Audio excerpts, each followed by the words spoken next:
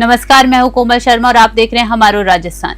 Police अधीक्षक विकास सांगवान के निर्देशन में 4 से 18 नवंबर तक चल रहे यातायात जागरूकता एवं सौंदर्यीकरण अभियान के तहत जिले भर में पुलिस ने सख्त कार्यवाही की।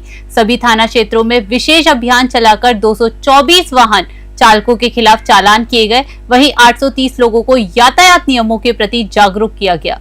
कार्यवाही के दौरान शराब पीकर तेज रफ्तार, गलत दिशा में, बिना नंबर प्लेट और अन्य उल्लंघनों में चालक पकड़े गए। एसपी सांगवान ने आमजन से अपील की है कि यातायात नियमों का पालन करें, क्योंकि लापरवाही से की गई ड्राइविंग सड़क हादसों का मुख्य कारण बनती है। धौलपुर से संजय कसाना की रिपोर्ट।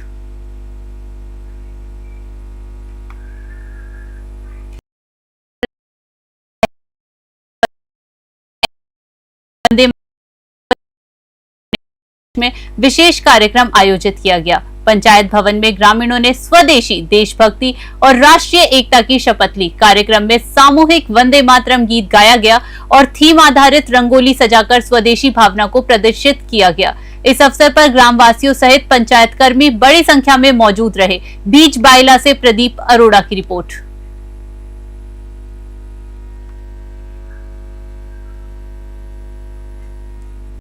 थाना कुटिया में आज माटी कलाकारों के उत्थान हेतु चाक व मशीन वितरण कार्यक्रम संपन्न हुआ। मुख्य अतिथि नगर पालिका अध्यक्ष मनीष मोहन कौशल और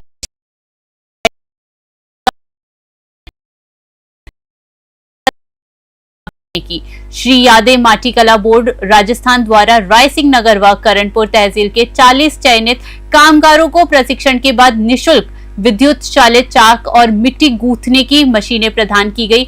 मनीष कौशल ने कहा कि इससे समय की बचत और उत्पादन में वृद्धि होगी, जबकि वेद प्रकाश ठंडी ने इसे आत्मनिर्भर भारत के संकल्प से जोड़ा। उपस्थित लोगों ने मुख्यमंत्री भजनलाल शर्मा और माटी कला बोर्ड के अध्यक्ष प्रहलाद टाक का आभार व्यक्त किया। रायसिंह नगर से राजू शर्मा की रिपोर्ट।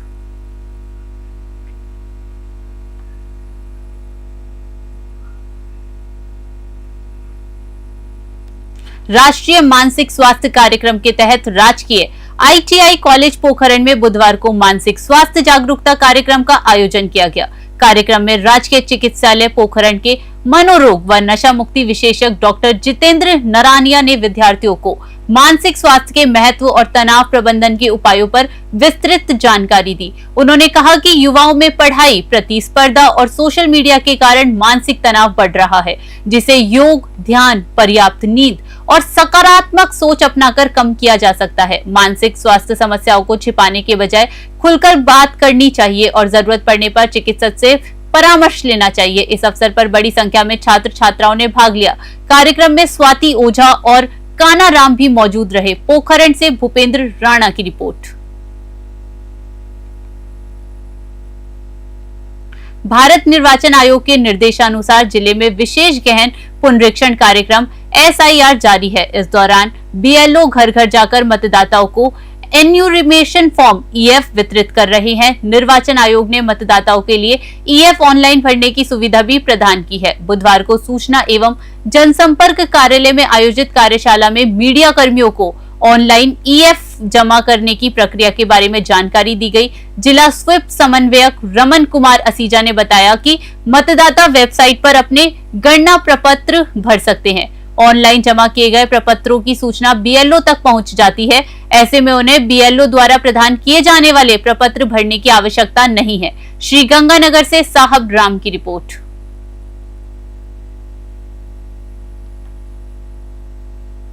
सीकर जिले की खाटू श्याम जी नगर पालिका में हाल ही में नियुक्त हुए विधिक सलाहकार एडवोकेट योगेश शर्मा और पूर्व उपाध्यक्ष अधिवक्ता रेखा कुमावत का नगर पालिका वर्चुअल कमेटियों ने भव्य स्वागत किया। स्वागत समारोह में उन्हें माला, साफा और शॉल उड़ाकर सम्मानित किया गया। व्यापार मंडल के प्रतिनिधियों ने बताया कि योगेश शर्मा लंबे समय से वकालत में सक्रिय हैं और उनके अनुभव से नगर पालिका को कानूनी मामलों में विशेष लाभ मिलेगा। व्यापार मंडल अध्यक्ष सोनू जोशी और उपाध्यक्ष गिरिराज मटोलिया ने कहा कि उनकी नियुक्ति से नगर पालिका के कानूनी कार्यों में मजबूती आएगी। इस अवसर पर कोषाध्यक्ष मुकेश पारिक, श्याम शर्मा, भाजपा मंडल अध्यक्ष मुकेश रामुका, रिचवाल चरण सहित क्षेत्रवासी व्यापारी और अधिवक्ता मौजूद रहे। खाटू श्याम जी से दुर्गा सिंह कुमावत की रिपोर्ट।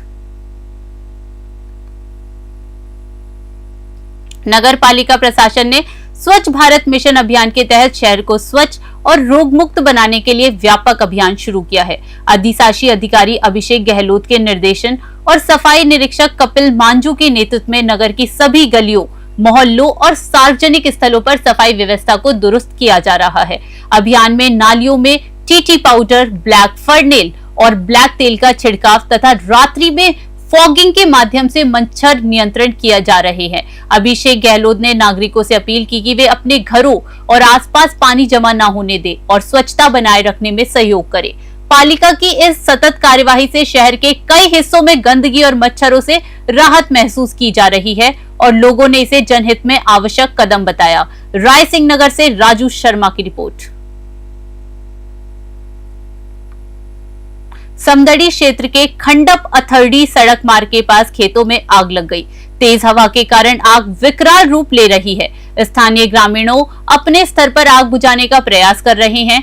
घटना की जानकारी मिलते ही तहसीलदार और थाना अधिकारी मौके पर पहुंचे। वहीं अग्निशमक बालोतरा को भी सूचना दी गई। अधिकारियों ने कहा कि जल्दी फायर ब्रिगेड की मदद से आग पर नियंत्रण किया जाएगा। समदड़ी से गौतम प्रजापत की रिपोर्ट।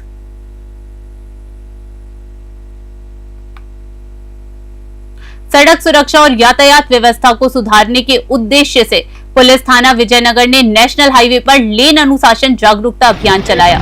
अभियान के दौरान पुलिस अधिकारियों ने लेन उल्लंघन करने वाले वाहन चालकों को रोककर सही लेन में वाहन चलाने की जानकारी दी और लेन सिस्टम के नियम व महत्व समझाया। अधिकारियों ने बताया कि लेन सिस्टम का उद्देश्य यातायात सुव्यवस्थित रखना, दुर्घटनाओं की संभावना कम करना और सड़क पर अनुशासन सुनिश्चित करना है। उन्होंने वाहन चालकों से यातायात नियमों का पालन करने और सावधानी बरतने की अपील की। इस दौरान विजयनगर थाने से रंजीत सिंह, मोहित सिंह, विजय सिंह और पुलिस मित्र सदिक मोहम्मद व ललित राठौड़ मौजूद रहे। विजयनगर से गौरव व्यास की रिपोर्ट।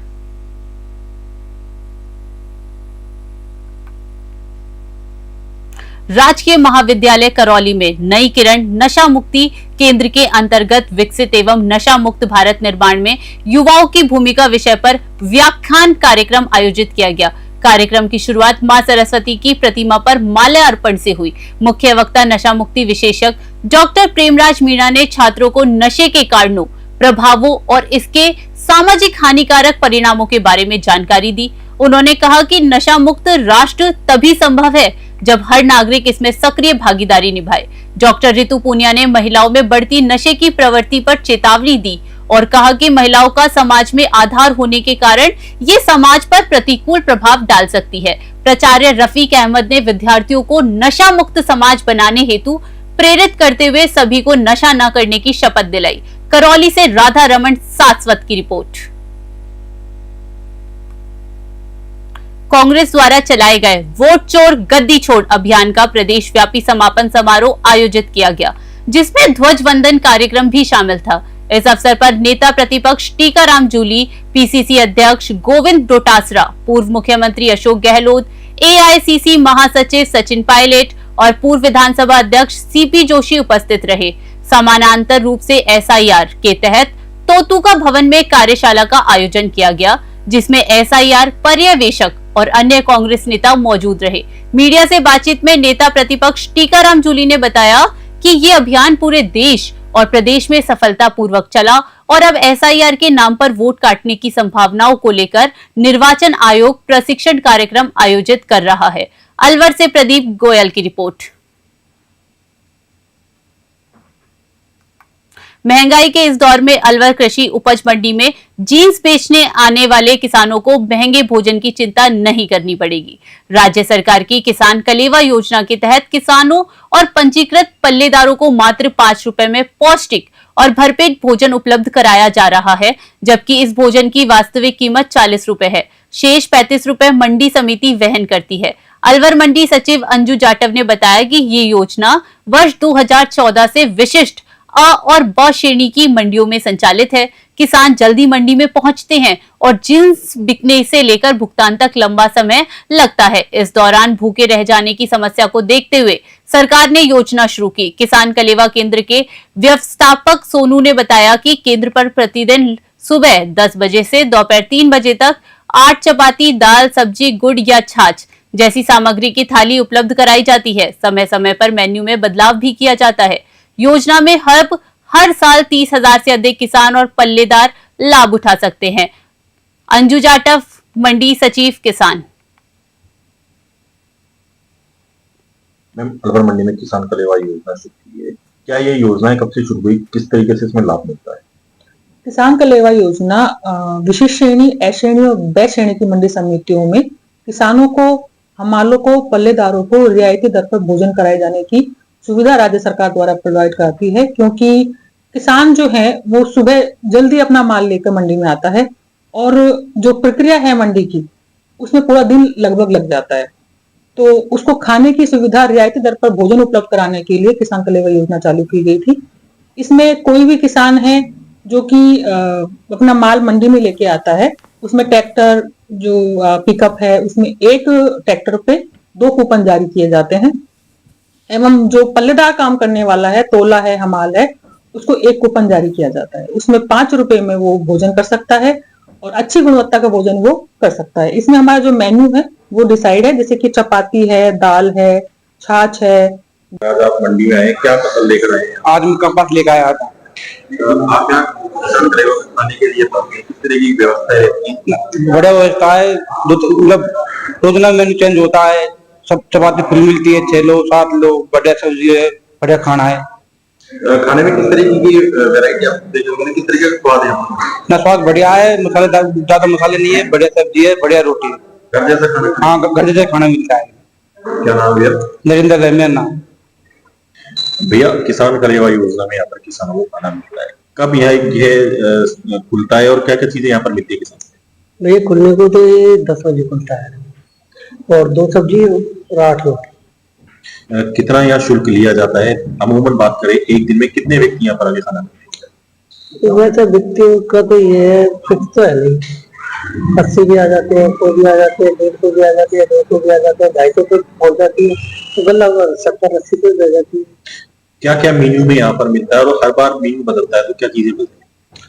सब्जी हमेशा चेंज होती है। एक सब्जी तो फिक्स रहती है, कड़ी या दाल। बाकी सब्जी, हरी सब्जी हो, बैंगन हो, गोभी हो, आलू हो, टमाटर हो, जो भी समझ जाए सब्जी हो, और 2 सब्जी है और 8 रोटी।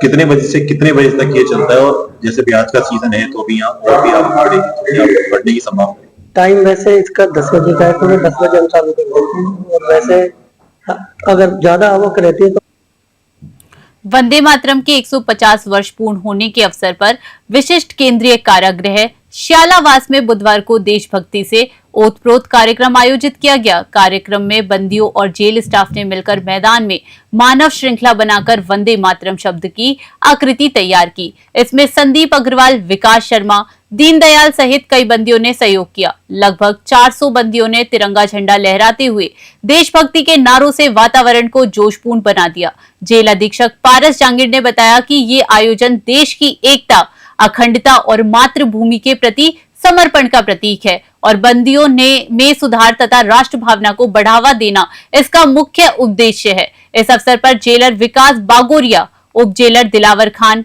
प्लाटून कमांडर मनीष कुमार और अन्य अधिकारी भी मौजूद रहे।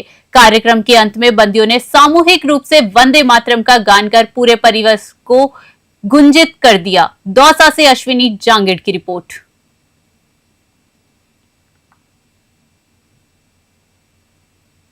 दौसा के विशिष्ट केंद्रीय कारागृह श्यालावास में बुधवार को एक देशभक्तिपूर्ण कार्यक्रम का आयोजन हुआ। हमारे राष्ट्रीय गीत वंदे मातरम के 150 वर्ष पूर्ण होने के उपलक्ष्य में आयोजित इस कार्यक्रम में हमारे करीब 400 कारावासियों ने वंदे मातरम में मानव श्रृंखला बनाकर देशभक्तिपूर्ण नारे लगाए और राष्ट्रीय गीत का गायन किया।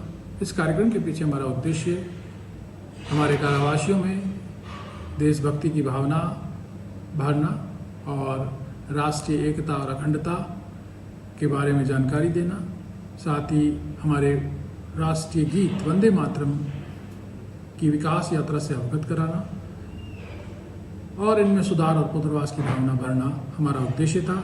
इस तरह के कई कार्यक्रम आने वाले 1-2 दिन में हम करने वाले हैं। इससे जेल का वातावरण बड़ा उल्लासपूर्ण और देशभक्तिपूर्ण है।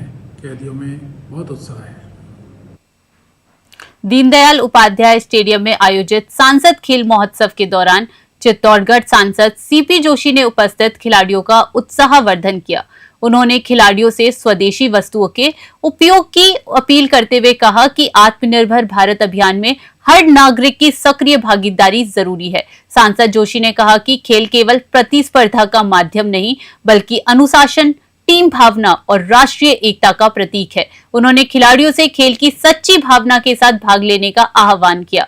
कार्यक्रम में विधायक अर्जुन लाल जी नगर, पूर्व विधायक बद्रीलाल जाट, भाजपा जिला अध्यक्ष रतन गाडरी, दिनेश पारासर, नगर अध्यक्ष राज विजयवर्गीय सहित सैकड़ों भाजपा कार्यकर्ता और खिलाड़ी मौजूद रहे। सांसद ने सभी प्रतिभागियों को खेलों में सफलता और शुभकामनाएं दी। कपासन से ब्यूरो रिपोर्ट।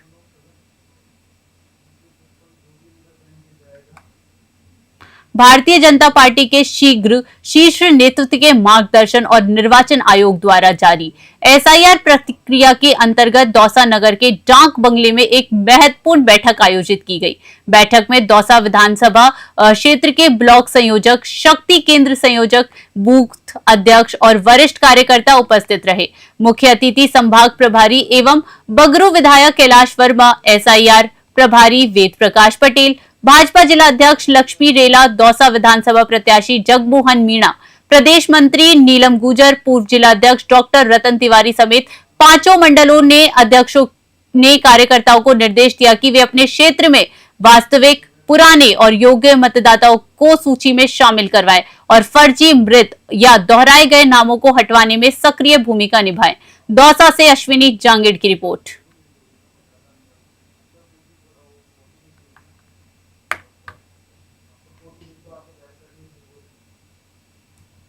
फिलहाल खबरों में इतना ही। देश विदेश की बड़ी खबरों के लिए बने रहिए News 21 पे। नमस्कार।